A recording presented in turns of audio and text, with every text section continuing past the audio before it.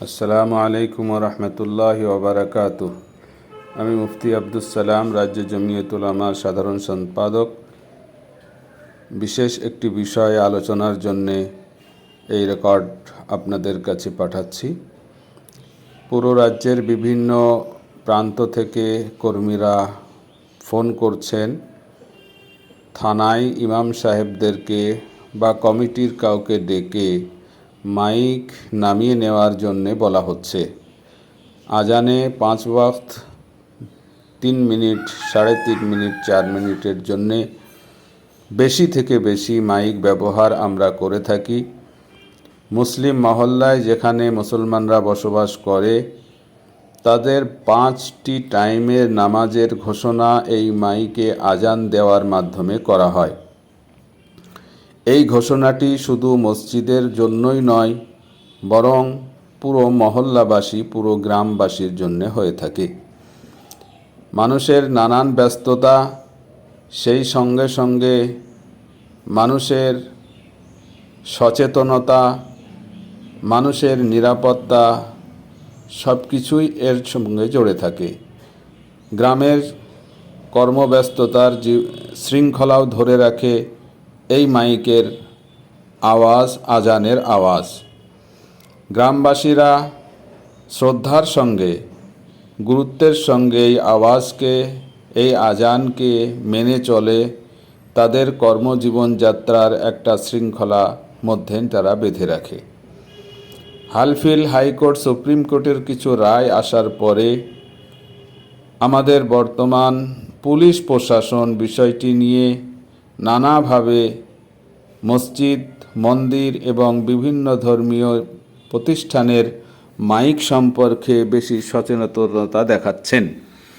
কোথাও বলছেন মাইক বন্ধ করে দিতে হবে, কোথাও বলছেন লাউডস্পিকার নামিয়ে নিতে হবে, আবার কোথাও বলছেন সাউন্ড লেস করতে হবে, সাউন্ড কমাতে হবে। পুলিশ প্রশাসনের এই বিভিন্নমুখী কথা সমাজের মধ্যে আরেকটি বিভ্রান্তি তৈরি করছে। আমাদের বুঝে নিতে হবে, আমাদের জীবনযাত্রার শৃঙ্খলা ধর্মের সঙ্গে 80 থেকে 90% মানুষের যোগ রয়েছে। বর্তমান সমাজে ধর্মীয় শাসন, অনুশাসন বা ধর্মীয় আচরণবিধি মেনে চলা এটা অবধারিতভাবে সত্য। এটাকে অস্বীকার করার কোনো জায়গা আমাদের নেই। সুতরাং আমাদের কর্মজীবন, আমাদের অর্থ উপার্জনের ব্যবস্থাও অনেকটাই ধর্মীয় চিন্তা চেতনার সাথে যুক্ত থাকে। সুতরাং আমরা পুলিশ প্রশাসনের কাছে অনুরোধ রাখব, তারা সিম্প্যাথিকে বুঝবেন, তারা উচ্ছৃঙ্খলা যাতে তৈরি না হয় এমন কোনো বক্তব্য রাখবেন না। ইমাম সাহেবদেরকে যখন তখন আপনারা ডাকবেন আর ইমাম সাহেবরা আপনাদের বাধ্য ব্যক্তি হিসাবে চলে আসবে, এটা হওয়ার কথা নয়। সেই সাথে সাথে যে কোনো ধর্মীয় সমাজের গুরুজনদেরকে ডাকার আগে 10 বার ভাবা উচিত কি মর্যাদায় তাদেরকে ডাকবো বা তাদের কাছে যেয়ে বসবো। এই আচরণ আপনাদেরকে ঠিক করা উচিত। সেই সাথে সাথে কোনো অপমানজনক শব্দ, কোনো ধমকি পুলিশের ঊর্ধ্বধারীরা যেন ব্যবহার না করেন।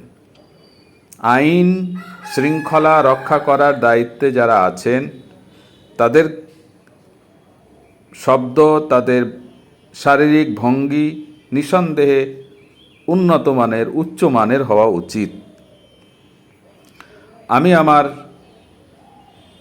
মুসলিম সমাজের মসজিদ পরিচালকদের জন্য বলতে চাইছি, আপনারা আইন হাতে তুলে নেবেন না। নিয়ন্ত্রণের মধ্যে রেখে আপনারা লাউডস্পিকার, মাইক ব্যবহার করবেন। ফজরের নামাজে বিশেষভাবে আমি আপনাদের পরামর্শ দেব, হঠকারিতা না করে,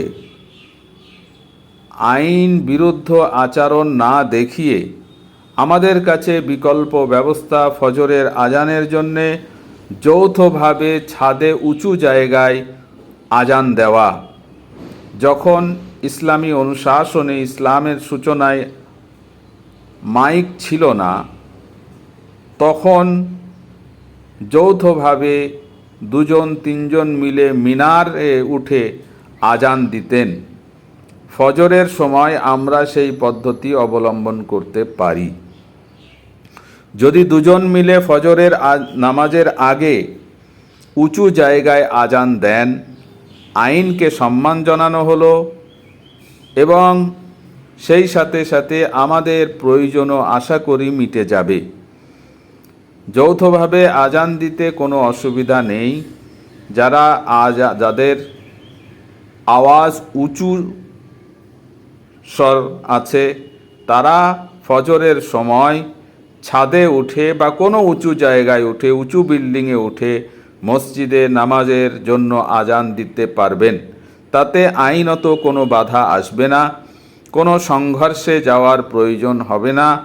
আইন তার নিজের জায়গায় থাকবে এবং আমরা বিধি মেনে আমাদের কাজ চালিয়ে নিতে পারব। আমাদের সচেতনতা অত্যন্ত প্রয়োজন। কিছু মানুষ চাইছে আমরা সংঘর্ষে লিপ্ত হয়ে যাই, যাতে পরোক্ষে আমরাই ক্ষতির শিকার হই এবং শাসন প্রশাসন আরও বৈধতা পেয়ে যায় যে আঁটো জায়গায় তারা আমাদেরকে নিয়ে আসতে পারে। আমাদের বাক স্বাধীনতার উপরে হস্তক্ষেপ করার কোনো চিন্তাভাবনা এই শ্রেণীর মধ্যে থাকতে পারে। আমাদের চলাচলের উপরে বিধিনিষেধ তৈরি করার একটা ইচ্ছাও থাকতে পারে। এসব মিলিয়ে সর্বপ্রথম যে প্রয়োজন, যে আমাদের দেশ, আমাদের আইন, আমাদের সংবিধান সব কিছুই আমাদের দ্বারা নিয়ন্ত্রিত এবং আমাদের দ্বারা নির্মিত। আমরা দীর্ঘ পথ চলতে চাই, চলতে হবে।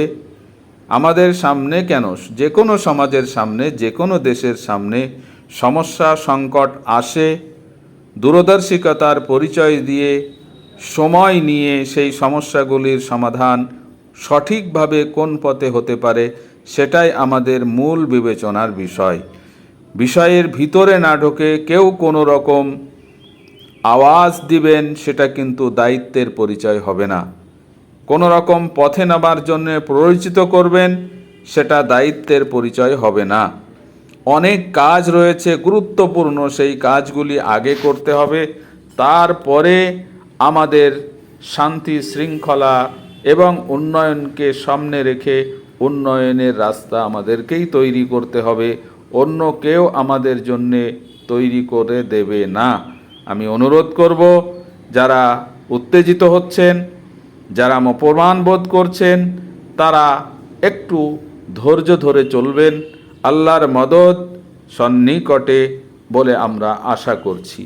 অনেক দূর জল পানি গড়িয়ে গেছে, আমরা সেই পরিস্থিতি থেকে যাতে বেরিয়ে আসতে পারি তার অনেক শুভ লক্ষণ আমরা লক্ষ্য করছি।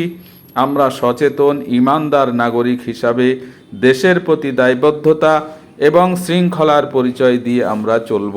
কোনো রকম বিপদগামী যাতে আমরা না হই, সেই আবেদন আমি বাংলা তথা ভারতবর্ষের মুসলমানদের কাছে রাখছি। আপনারা যৌথ কণ্ঠে আজান দিয়ে নিজেদের প্রয়োজন মেটাবেন এবং উঁচু জায়গায় আজান দিয়ে নিজেদের প্রয়োজন মেটাবেন। এ বিষয়ে কোনো উত্তেজনা যাতে এলাকায়, মহল্লায়, গ্রামে, রাস্তাঘাটে না ছড়ায়, সেজন্যে আপনারা সচেতন থাকবেন। আসসালামু আলাইকুম ওয়া রাহমাতুল্লাহ।